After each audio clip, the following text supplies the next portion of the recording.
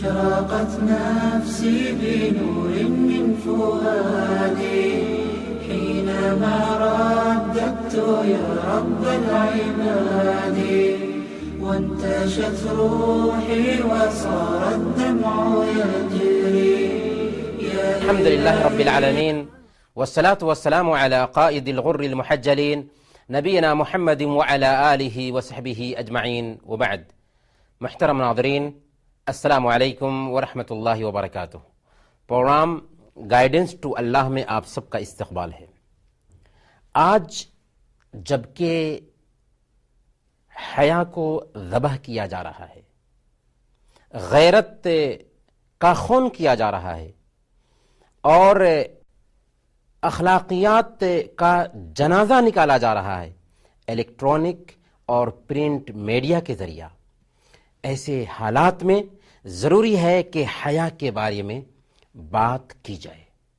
جی ہاں، حیا جو اخلاقیات کا سرچشمہ ہے، جو اسلام کی زینت ہے، جو ایمان کا شعار ہے۔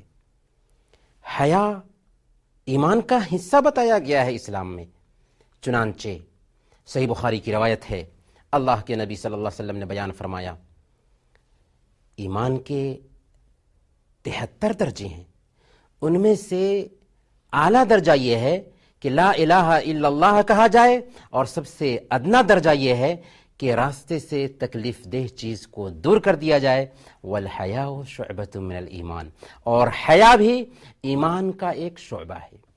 سوال یہ ہے کہ آخر حیا کو ایمان کا شعبہ کیوں ٹھہرایا گیا؟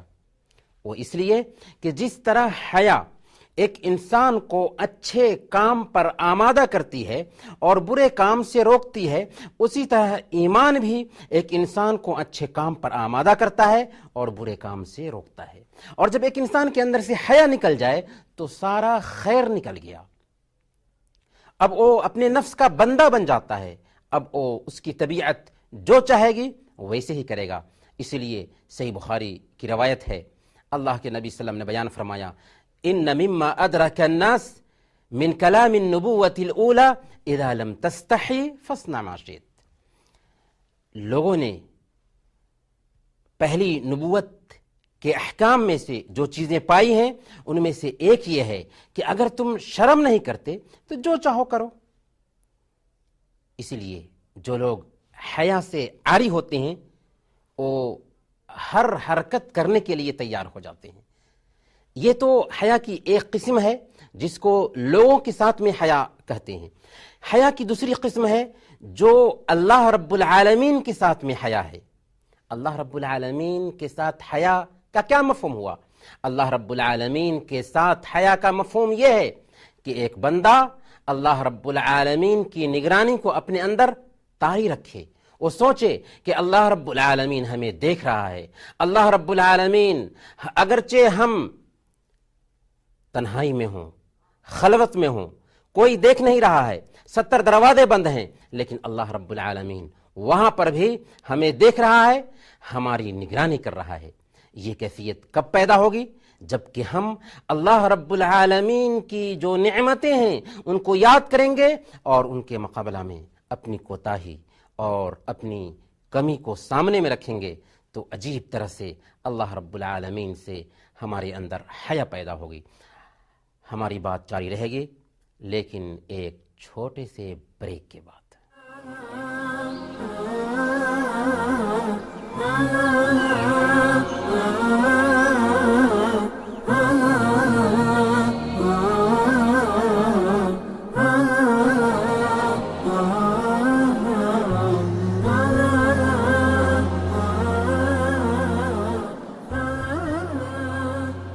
محترم ناظرین، بریک کے بعد ایک بار پھر آپ سب کا استقبال ہے اور آپ دیکھ رہے ہیں پروگرام گائیڈنس ٹو اللہ۔ جب ایک انسان کے اندر سے حیا نکل جاتی ہے اور یہ حیا اللہ رب العالمین کے ساتھ ہو تو حقیقت میں ایک انسان اللہ رب العالمین کی حرمات کو پامال کرنے لگتا ہے۔ سب کے سامنے میں ہو تو اس کی کیفیت دوسری ہی ہوگی، لیکن جب تنہائی میں ہو تو اللہ رب العالمین کی غیرت کو چیلنج کرنے لگتا ہے۔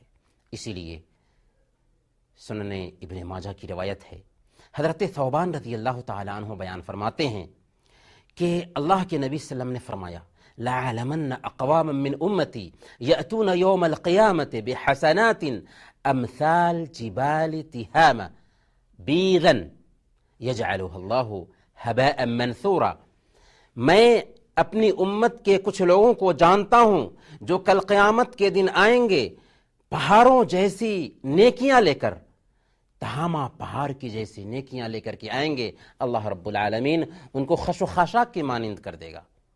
لوگوں نے پوچھا کہ اے اللہ کے رسول صلی اللہ علیہ وسلم، ایسے لوگوں کی صفت بتا دیجئے، ایسے لوگوں کے بارے میں واضح کر دیجئے کہ تاکہ ہم ان سے بچ سکیں اور ایسا نہ ہو کہ ایسے لوگوں کے جیسے ہم ہو جائیں حالانکہ ہم جانتے بھی نہ ہوں۔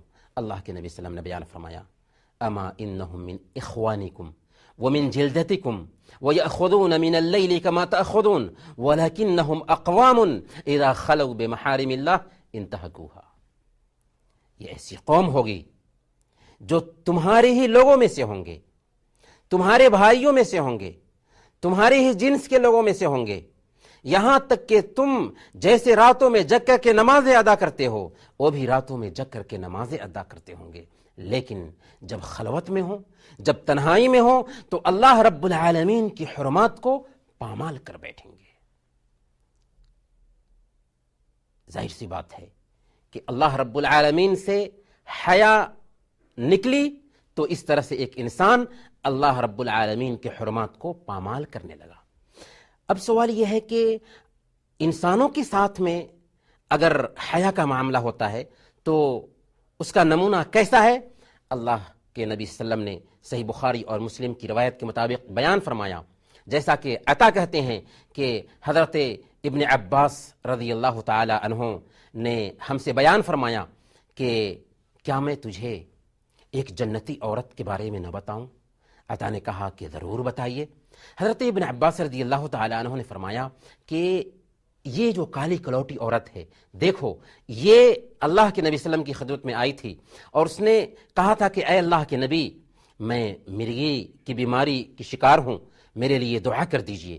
اللہ کے نبی صلی اللہ علیہ وسلم نے کہا اگر تم چاہو تو میں تیرے لیے دعا کر دوں اور تو ٹھیک ہو جائے، اور اگر چاہو تو صبر کرو اور تیرے لیے جنت ہے۔ اس نے کہا اے اللہ کے نبی صلی اللہ علیہ وسلم، میں صبر کروں گی، البتہ میں جب مرگی کی حالت میں ہوتی ہوں تو ننگی ہو جایا کرتی ہوں، اس کے لیے دعا کر دیجئے کہ ننگاپن نہ ہو۔ اللہ کے نبی صلی اللہ علیہ وسلم نے دعا کر دیا۔ کیا اس واقعے پہ ہماری مائیں اور بہنیں غور کریں گی کہ ایک جنتی خاتون کیسے مرگی پہ، بیماری پہ صبر کر سکتی ہے لیکن بے پردگی پہ صبر نہیں کر سکتی؟ یہ عورت کالی ضرور تھی لیکن اس کا دل بالکل سفید تھا۔ اللہ تعالیٰ سے دعا ہے کہ اللہ تعالیٰ ہم سب کے اندر یہ حیا پیدا فرمائے، آمین۔ وصلی اللہ علی نبینا محمد وعلی آلہ وصحبہ اجمعین۔